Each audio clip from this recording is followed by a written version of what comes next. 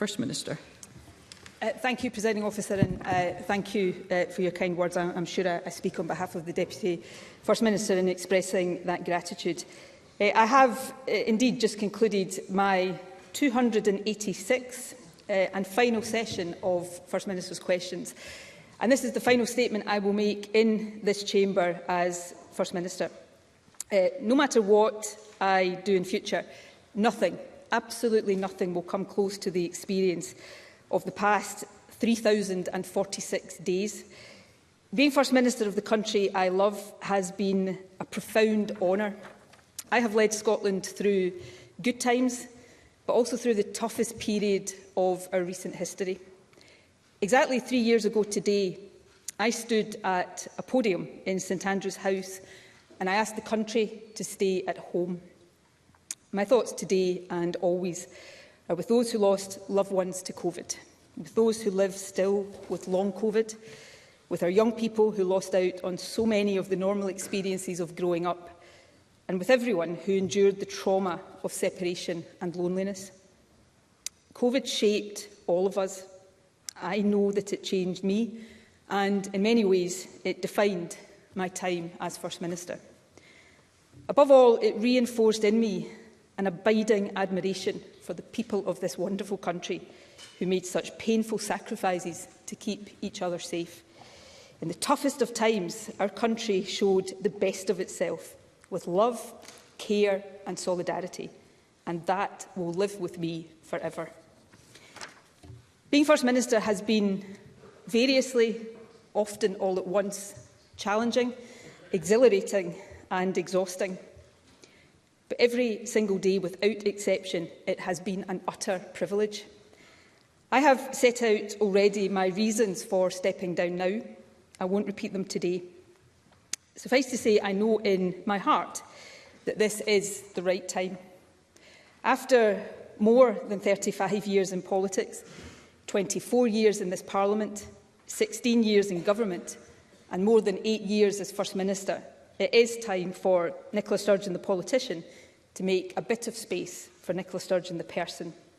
It's time for me to contribute in a different capacity to the causes I care so deeply about: gender equality, care experienced young people, climate justice, and always, until the job is done, winning Scottish independence. And no matter how difficult change may be, I know also that it is right for my party, the government and our country that I now make way for a new generation of leadership.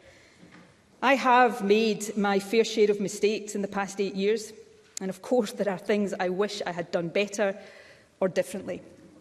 But overall and overwhelmingly, I am proud of what has been achieved. The doubling of early years education and childcare, the Scottish Child Payment, widening access to higher education with a record number of young people from backgrounds like mine now going to university, minimum unit pricing, a policy that is saving lives, a publicly owned, mission-driven national investment bank, and putting the climate emergency at the heart of all we do. Just a few of the many policies that I believe will have a lasting impact on our country. As the first woman to hold this office, advancing gender equality has also been very close to my heart. My cabinet has always been gender balanced. This Parliament legislated for free period products and strengthened the law on domestic abuse. And less tangibly perhaps, but just as important, no girl in our country now has any doubt that a woman can hold the highest office in the land. I heard a phrase the other day that really struck a chord with me. When women lift, girls rise. I've tried as First Minister to put that into practice, and I will continue to do so for the rest of my life. Presiding Officer, there are countless people who have supported me along the way. Today I want to say a heartfelt thank you to just some of them. Firstly, to my family. Nothing, absolutely nothing would be possible without the love and support you give me daily. To my extended family, the SNP, the party I joined at 16 when, on a good day, we would hit 12% in the opinion polls. We've come such a long way together as a team. Let us keep going, serving Scotland together as a team. To my colleagues here in Holyrood, in SNP parliamentary groups, past and present, and to the central office staff who support us. To all of my ministerial colleagues over the years, and especially to John Swinney, the best Deputy First Minister and the best friend I could have wished for on this journey. To our staff in Party HQ who have built a formidable campaign operation, enabling us to win 14 national elections since 2007.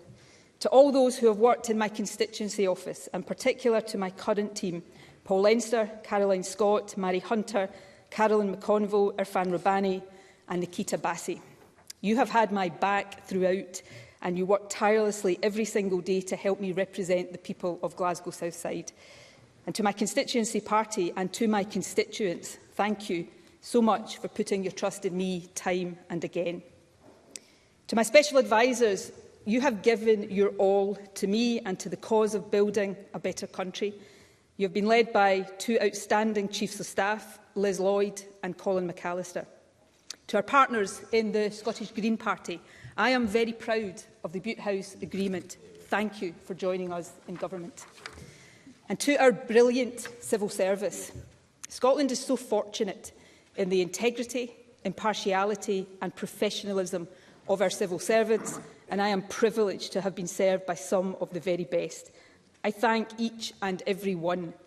But let me make special mention of those who have served in my policy unit and in my FMQ team. The latter, especially on Wednesday evenings and Thursday mornings, really do have the worst job in government. For the avoidance of doubt, Presiding Officer, the good answers have always been down to them. The bad have been all me. Finally, I want to thank from the bottom of my heart three groups of people who, because of the nature of the jobs they do, have probably spent more time with me over these years than with their families. At least I'm sure that is how it has felt. So, to my security team, thank you for keeping me safe. To the wonderful Butte House staff, thank you for always making me feel at home. And to every private secretary, diary secretary, correspondence secretary, to the visits and events team, to the communications and camera teams, to everyone in my private office who has supported me over 16 years in government, thank you for keeping me going. Obviously, I can't name everyone, much as I'd love to, but there are a few I do want to mention. My longest-serving Principal Private Secretary, John Summers, and the current incumbent, Chris Mackey. And last but not least, three very special people who individually and collectively have been with me for almost all of my time as First Minister. Three people who were the core of my team during COVID, coming into the office while others stayed at home to give me the support I needed to do my job. Nicola Dove, Patrick Crolla and Gary McGee. You three will never know how much your care, kindness and humour have sustained me over these years, and I am so going to miss you. Presiding Officer, as I come to the end of my last speech here as First Minister, some final reflections. To you, I am sure you're hoping for a new First Minister whose answers on a Thursday lunchtime are not quite as long-winded as mine. Thank you for your patience.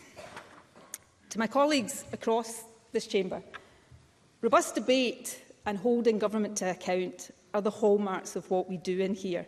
That is as it should be, and let me thank those in other parties for that. But maybe, just maybe, we might actually enhance our democracy if occasionally we, all of us, treated each other with kindness too, if we remembered that we are opponents, not enemies. And to my successor, next week we will find out whose portrait will go alongside mine on the stairwell of Butte House. Subject to this Chamber's approval, it will either be Scotland's second female First Minister or the first from a minority ethnic background. Either way, that will send the very powerful message that this, the highest office in the land, is one that any young person in Scotland can aspire to. Never forget that every day in this office is an opportunity to make something better for someone somewhere in Scotland. Do not shy away from the big challenges or difficult debates. You won't get everything right, but it is always better to aim high and fall short than not try at all. And always draw strength, energy and wisdom from the people of this wonderful country. And it is now to the people of Scotland, all of you, whether you voted for me or not, that I reserve my final words from this seat. Thank you so much for placing your trust in me. Words will never adequately convey the gratitude and the awe I hold in my heart for the opportunity I have had to serve as your First Minister. It truly has been the privilege of my lifetime. And with these words, Presiding Officer, I draw it to a close.